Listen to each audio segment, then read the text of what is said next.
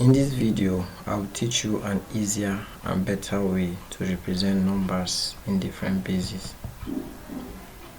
This video will focus on a short and fast method of representing numbers in different bases like binary, base 2, like octal, base 8, like decimal in base 10, then hexadecimal in base 16. Now, I found this method useful and thought to teach you. Note that these are not the only number-based system we have, but our focus will be on these four. Let me explain what this base means before we start representing the numbers. Now, base 2 means the number system consists of only two numbers, which are 0 and 1. These are the only numbers you can use to represent any digit in binary. Base 8 means the number system consists of 8 numbers, which ranges from 0 to 7. These are the only numbers you can use to represent any digit in octal. Base 10 means the number system consists of 10 numbers, which ranges from 0 to 9. These are the only numbers you can use to represent any digit in decimal. While base 16 means the number system consists of 16 numbers, which ranges from 0 to F. Now, these are the only numbers you can use to represent any digit in hexadecimal. Now, you ask, where is 11 to 15? Like I said, it represents from 11 to 15 or O to F. Now, hexadecimal uses A to F to represent numbers from 10 to 15. So that is why you have A to F, where A is 10, B 11, C 12, D 13, E 14, F 15. Now, if you're unclear on any of my explanation, please leave a message in the comment section. Now, let's dive into what we have today. Starting with decimal. As we all know, decimal system is what is used in the real life world. That is what we use in our everyday life, right from kindergarten till now. And decimal starts from 0 to 9. So question is, how do you write a number like 10? How do you represent 10 in decimal? Or any other number, let's say 11 or 12 or any other number. Well, this method I'm going to teach you is going to be helpful. First of all, what I do is to draw a table with 2 rows. Now let's look for 10 in decimal. We'll draw a table with 2 rows. First row containing the power of the base. Then the second row contains the value of the powers. Here we have 10 raised to power 0 is 1, 10 raised to power 1 is 10, 10 raised to power 2 is 100, 10 raised to power 3 is 1000. So now, how do you represent 10? How do you know that 10? How do you know how 10 is represented in decimal? Now, after your table, what we will take note of is the value. That is the value of the power of the base, because that's where our focus is. That's what we use to get the representation of any number. So like I said, after drawing the number, to get the number 10 in decimal, compare the number you're looking for with the numbers on the value. Whichever value on the table is closer or equal to the number you're looking for is what you use to represent the numbers. For example, to get the number 10 in decimal, now in the table for the value 10 is equal to 10, for the value is equal to 10 that we're looking for. So since it's equal, 10 in 10 is 1, so we need 10 one time to get 10 in decimal. So we'll put down the 1 there. Remainder 0. Now, when you don't have a remainder, or when you have your remainder is 0, you will empty or assign 0 to the next cell to the right to make it empty. You don't leave it empty.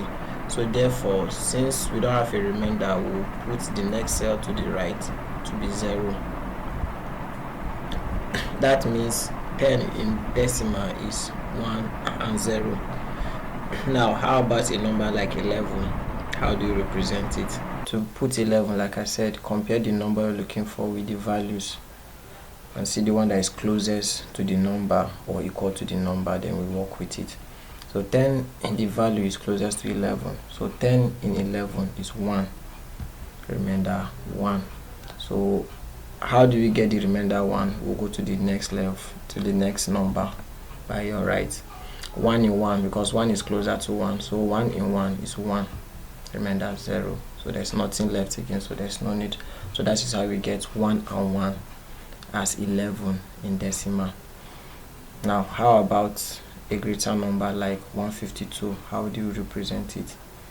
Now 100 is closer to 152 than 1000. That is 100 in the value row, so therefore we use 100 to get the representation. We'll start with 100 to get our representation. Now how many 100 can we get in 152? It's 1. You have 1, remainder 52. Then 10 is closer to 52 compared to 100. 100 is far more than 52. So now we say how many 10 can we get in 52? We'll get 50, that is 5. We'll get 5 rather, which is what? 5 times 10, which is 50. Now it's remaining 2. Now going to the next value is 1, closer to 2 than 10. So we'll ask ourselves, how many 1 can we get in? Do we need to get a 2? We just need 2 ones, which is 2 there. So we'll put the 2. So therefore it means 152 is represented as 152 in decimal, which is represented as 152. I believe it's simple enough to understand. Now let's move to the next number, which is octal. Mind you can use different number to check if you get the answer correct. Moving to the next number system, octal. Now octal, like I said, is base 8, and the number ranges from 0 to 7. Question is, what if you want to write a number like 8 in octal? How do you represent it? Remember your table where you have the power at the top and the value beneath it. A raised to power 0, 1, a raised to power 8, 1, 8, a raised to power 2, 64, a raised to power 83, a raised to power 3, 152. So how do you represent a number like 8 or 9 or 10 in octal? So like I said, comparing the number we're looking for with the value here, we have 8 is equals to 8 in the second column. So 8 in 8 one time, you need 8 one time to get your 8. Then empty the second, that is the last row, and that's how you continue. Whenever you don't need your value is completed, you empty the column by the left and going to the right. So since we don't have anything here, we'll empty it with a 0. So it means 8 in octal is represented as 1, 0.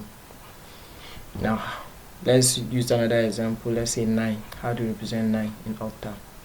I'll leave you to that to try it and see if you can get the answer correctly. Well, like I said, using your table, all you just have to do, now 8 is closer to 9. So 8 in 9, how many 8 can you get in 9? Is 1, remainder 1. So that will remainder will take it to the other law, which since 1 is equal to 1, so we'll use it next value, 1. So how many 1 do you need to get a 1 in one time? So we have 1 and 1 is represented as 9 in octal. So you don't write, if you want to write 9, instead of writing 9 in octal, you write 1 and 1, because that is the numbers allowed. Then a bigger number like 150, how do you write it?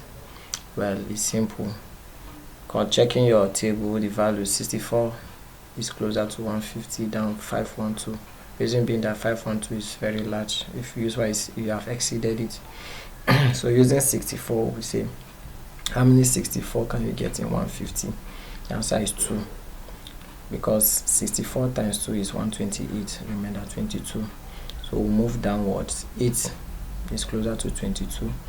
So we say, how many 8s can you get in 22? You can actually get 2 8s in 22, because 8 times 2 is 16, remainder 6. Moving down to the next number, which is 1. So how many 1s do you need to get a 6? You need 6 1s. So you just write down this 6.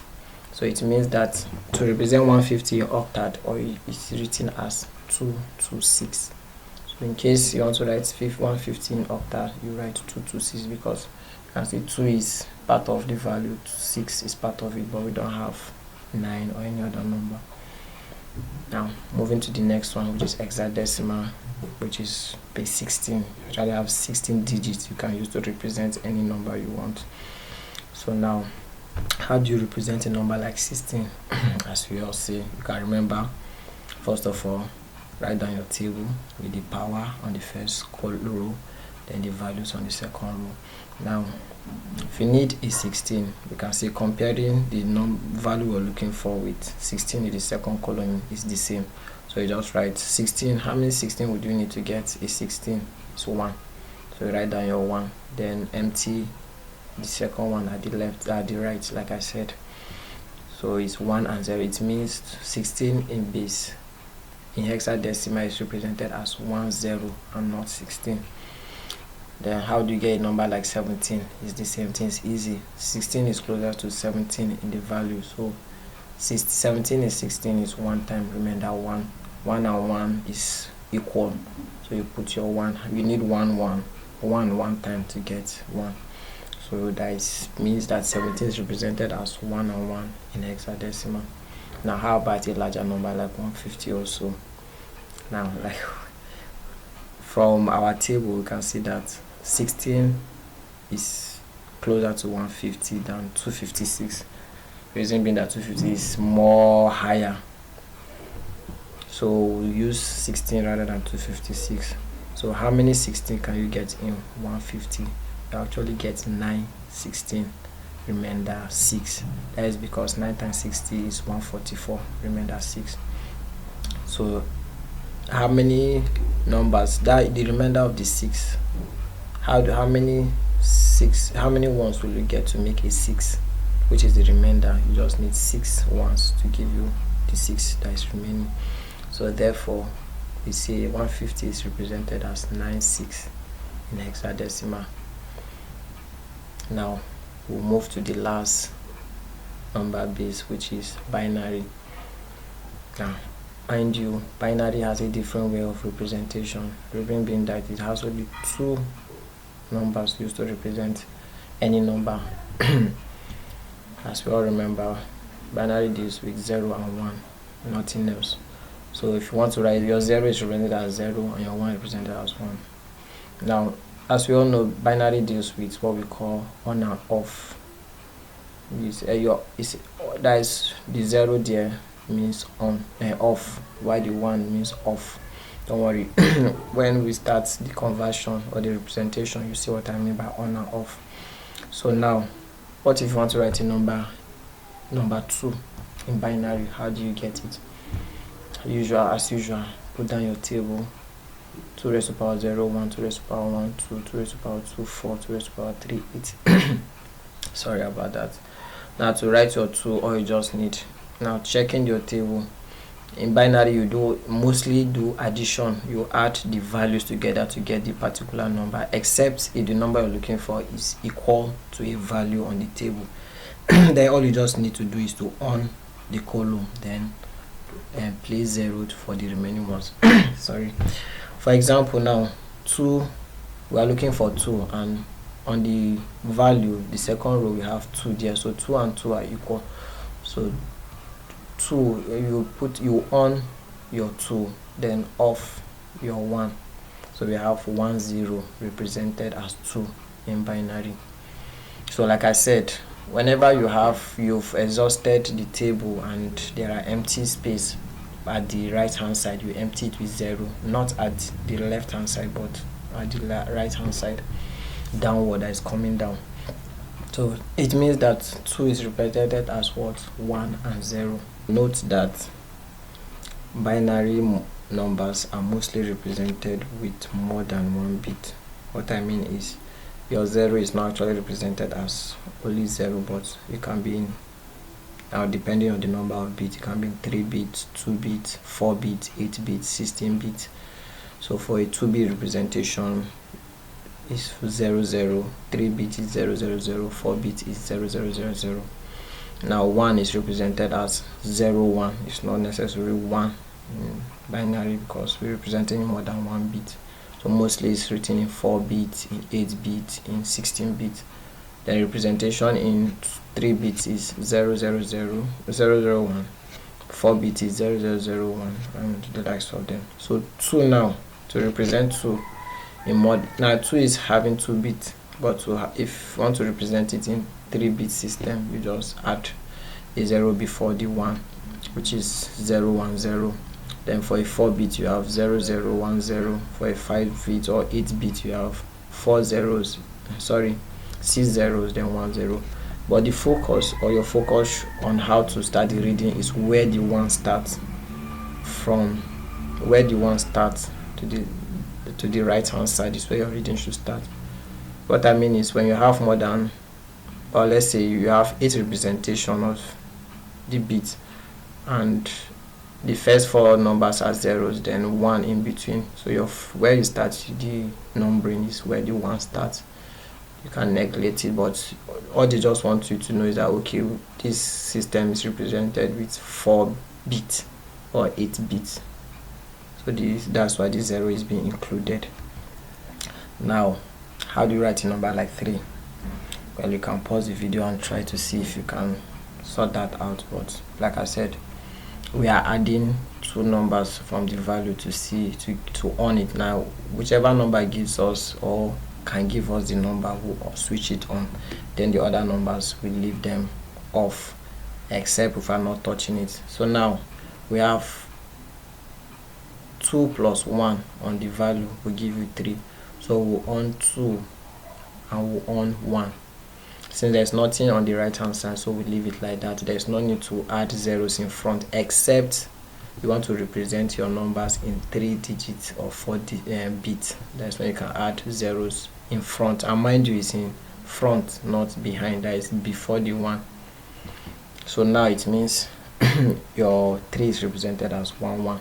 So like I said, to get 4 digits, or you just need to add the 00 in front before the 11, then to give you your 4 digits. For 3 digits, just add 1011. For 8 digits, fill the left hand side with 6 digits. Sorry about that. Then the 11, make it 8 digits. 8 bits. Then let's talk about something larger, like 14. Mind you, you can increase this table to as the number you are looking for. It has 2 raised to the power 3, 2 raised to the power 4, 5, 6, 2 raised to the power infinity, depending on the number you're looking for. Sorry. So let's as well looking for the number 14. How do you get it? Now, to get 14, we have to add up the values and see which we can on, which numbers can on and which number we can off. For example, now, since 8, if we expand this number to 2 raised to the power 4, it is 16. We can see that 16 is higher than 14, so we can use 16. So rather we'll use 8. We'll start the addition from 8.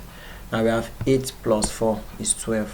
So it means we are closer to the answer. So we can switch on 8 with a 1, switch on 4. So now it's remaining 2. So we can see 2 is equal to 2. So we need 2 to get the 14. 8 plus 4, 12 plus 2, 14. So on our 2 there, we don't need this one, so we off it. So it means that 14 is represented as 1110. And you can see we have 4 bits here. Now what about 8 bits? How do you represent it in 8 bits? We have 4 zeros, then 1110. Now keep in mind that what you learn in this video can be applied on other number-based systems and will yield accurate results.